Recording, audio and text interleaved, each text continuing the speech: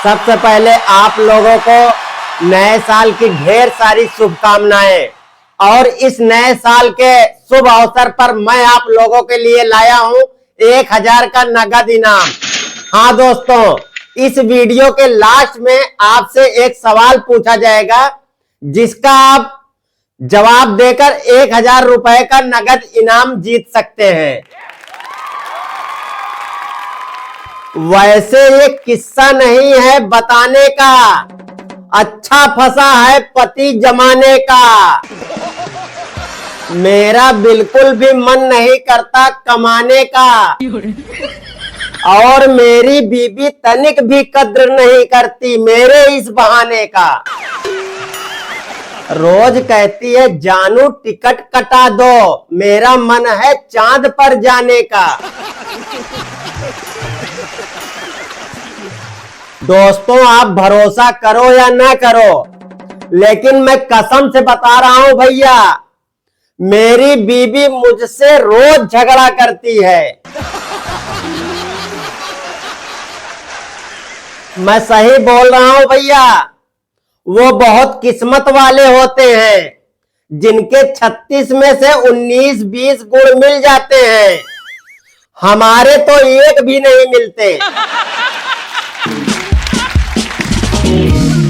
अभी कल की बात बता रहा हूं, मेरे पास एक अनजान नंबर से फोन आया। मैं फोन रिसीव किया, बोला हेलो, मैं इधर से गरीब कॉमेडियन बोल रहा हूं, उधर से कौन बोल रहा है? तो दोस्तों, उधर से एक लड़की बोल रही थी। बोली क्या आप शादीशुदा हैं? इतना सुनते ही दोस्तों मेरे मन में लड्डू फूटा। मैं तुरंत मना कर दिया। मैं बोला जी नहीं, मेरी अभी एक भी बार शादी नहीं हुई, मैं पूरा कोरा कुंवारा हूं। उधर से आवाज आई, बुढ़े तू घर आजा, तुझे मैं बताती हूं, मैं तेरी पत्नी बोल रही हूं। दोस्तों, 2-4 दिन की मेरी जिंदगी है, और इस 2-4 दिन में ही बहुत लड़ाई है भैया, बहुत लड़ाई है। अच्छा, उसके बाद मुझे टेंशन होने लगी कि मैं घर कैसे जाऊं। अभी मैं टेंशन में सोच ही रहा था कि फिर से मुझे एक नए नंबर से फोन आ गया। अच्छा, फिर से मैंने रिसीव कर लिया। फिर से उधर एक लड़की की आवाज आई, और फिर से वही सवाल पूछा गया, क्या आप शादीशुदा हैं? इस बार मैंने अपना खुराफाती दिमाग लगा दिया। मैं बोला हो या ना हो भैया, ये मेरी बीबी वो बुढ़िया ही है। और मैं तुरंत बोला जी हाँ, मैं शादीशुदा हूं। उधर से आवाज आई, धोखेबाज, मैं तेरी गर्लफ्रेंड बोल रही हूं। मैं तुरंत बोला अरे बेबी गलती हो गई, माफ कर दो, सॉरी सॉरी, मुझे लगा मेरी पत्नी का फोन है। उधर से आवाज आई, हराम खोर, मैं तेरी पत्नी ही बोल रही हूं। आज तू घर आजा बस। मैं किसी तरह घर पहुंचा, स्कूटर खड़ी किया, डरते डरते किसी तरह कमरे में गया, और जैसे ही कमरे में गया वैसे ही झगड़ा शुरू। मैं सही बता रहा हूं भैया, रसोई घर का ऐसा कोई औजार नहीं बचा जिससे मुझे मार ना पड़ी हो। अच्छा, उसकी मार से मेरा मुंह कान तो भरता हो गया था दोस्तों, लेकिन मेरा सर बच गया था भैया।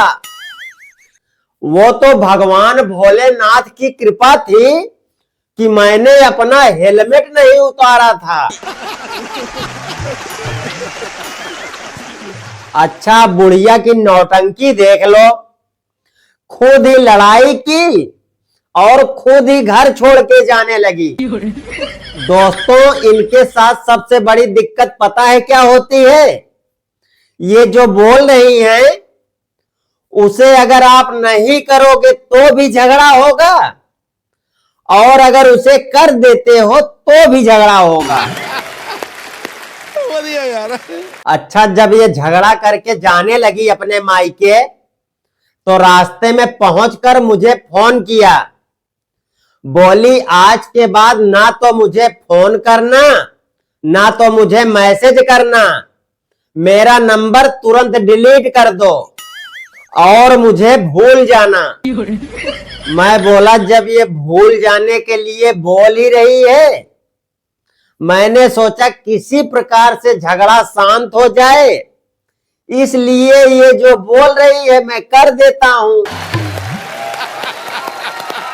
जैसे ही मैंने उसका नंबर डिलीट किया, फिर से उसका फोन आ गया। फोन आते ही मैं कान पे लगा के बोल रहा हूं, हेलो आप कौन? मैं कसम से बता रहा हूं भैया, इतना बोलते ही मामला और भी गंभीर हो गया। अच्छा, ये बात जब हमारे रिश्तेदारों तक पहुंची तो उन लोगों ने किसी प्रकार से समझौता करवा दिया। जब समझौता हो गया तो वो फिर से घर पर आ गई। अच्छा, जब वो वापस आई तो उसे भी ठंड लग रही थी और मुझे भी ठंड लग रही थी, तो हमने आग जला लिया। आग जलाकर एक साथ ही बैठकर एक साथ हम लोग ताप रहे थे। अच्छा, आग तापते तापते मैं बोला, मुझे किसी समझदार लड़की से शादी करनी चाहिए थी। वो बोली समझदार लड़की तुमसे शादी ही नहीं करती। मैं बोला बेबी आपने मुझसे शादी किया है, मतबल आप समझदार नहीं हो। बस फिर क्या था भैया, अरे झगड़ा फिर से शुरू हो गया। उसके बाद मैं सोचा कि ये फिर से कहीं मायके वायके ना चली जाए, इसलिए मैंने अपनी गलती मान लिया। अच्छा, उसके बाद शाम को हम लोग फिर से आग जलाकर बैठे, अच्छे से बैठकर ताप रहे थे, प्यार मोहब्बत की बातें कर रहे थे।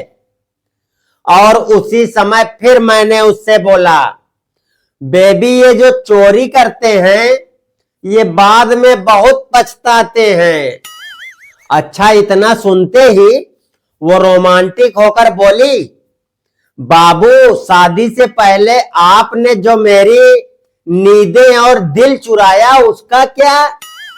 फिर मैंने बोल दिया, मैं बोल तो रहा हूं, जो चोरी करता है बाद में बहुत पछताता है। आप यकीन नहीं करेंगे दोस्तों, फिर से झगड़ा शुरू हो गया। अच्छा, एक सीरियल आप लोगों ने देखा होगा, तारक मेहता का उल्टा चश्मा। उसमें गोकुल धाम सोसाइटी की जितनी महिलाएं हैं सब खुश रहती हैं। इनकी खुशी का राज जानते हैं क्या है? क्योंकि उनकी सोसाइटी में एक भी सास नहीं है। अच्छा दोस्तों, औरतों को लगता है कि मर्द कमजोर होते हैं और मर्दों को लगता है कि औरतें कमजोर होती हैं, जबकि हकीकत यह है कि मर्द ही कमजोर होते हैं। मैं कसम से बता रहा हूं दोस्तों, अभी कल की बात है, मैं सोकर जैसे उठा, अपनी बीवी को बोला सुनो मेरे लिए चाय बना दो। वो बोली जाओ जाकर खुद बना लो, मेरा सर बहुत दर्द कर रहा है। मैं बोला तुम औरतें बहुत कमजोर होती हैं, कभी सर दर्द, कभी पेट दर्द, कभी कमर दर्द, तो कभी घुटनों में दर्द। वो बोली सुनो, हम औरतें नहीं बल्कि तुम मर्द ही कमजोर होते हैं। मैं बोला वो कैसे? बोली क्योंकि जिस दीवार पर देखो उसी दीवार पर लिखा होता है, मर्दाना कमजोरी का इलाज कराएं। अच्छा, ये जो आजकल के लड़के होते हैं ना, ये बहुत शरारती होते हैं। दोस्तों, अभी तक मैं बेरोजगार हूं। मैं सोचा कोई प्राइवेट स्कूल पकड़ लेता हूं, वहीं पढ़ाऊंगा, क्योंकि भैया मैं यूपी से हूं और यूपी में सरकारी नौकरी लगना इतना आसान है ही नहीं। मैं एक स्कूल में गया और स्कूल में जाते ही मैंने 3 लड़के और एक लड़की को बुलाकर अपना अपना नाम और अपनी अपनी पसंद बताने को कहा।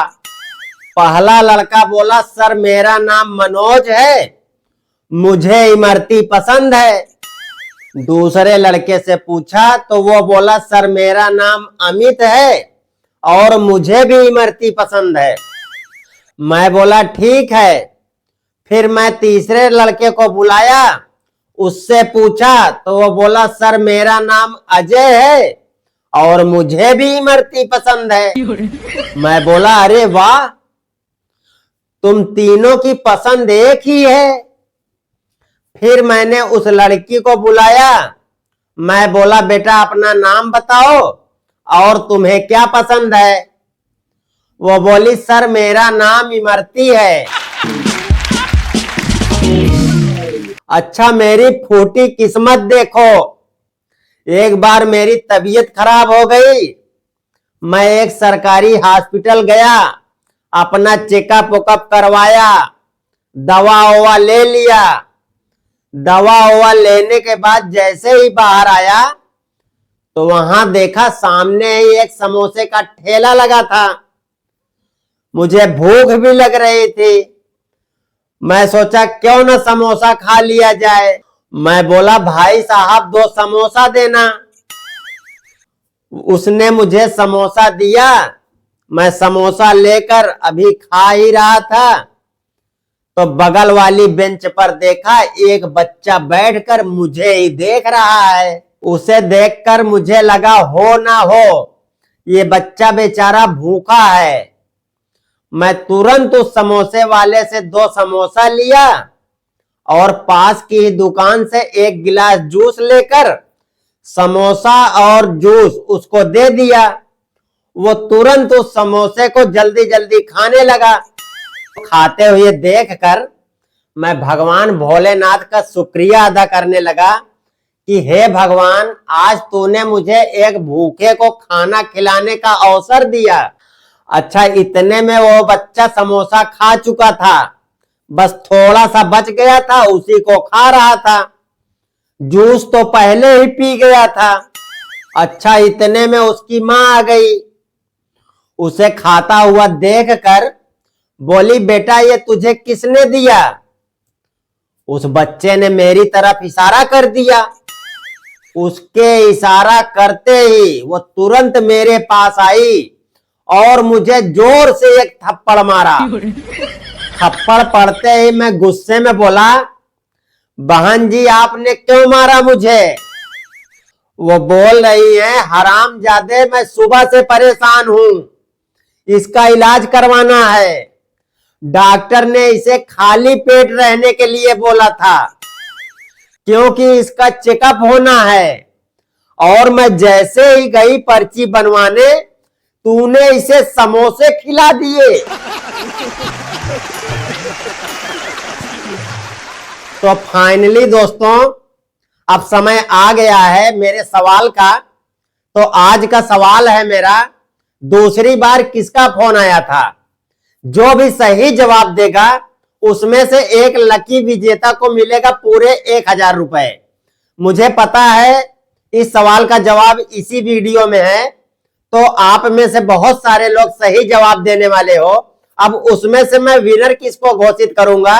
विनर वो होगा जिसके सही जवाब के ऊपर सबसे ज्यादा लाइक आएगा, और उसका नाम मैं फरवरी मंथ के स्टार्ट में जो मेरी पहली वीडियो आएगी उसमें मैं बताऊंगा कि ये इनाम किसको मिलेगा।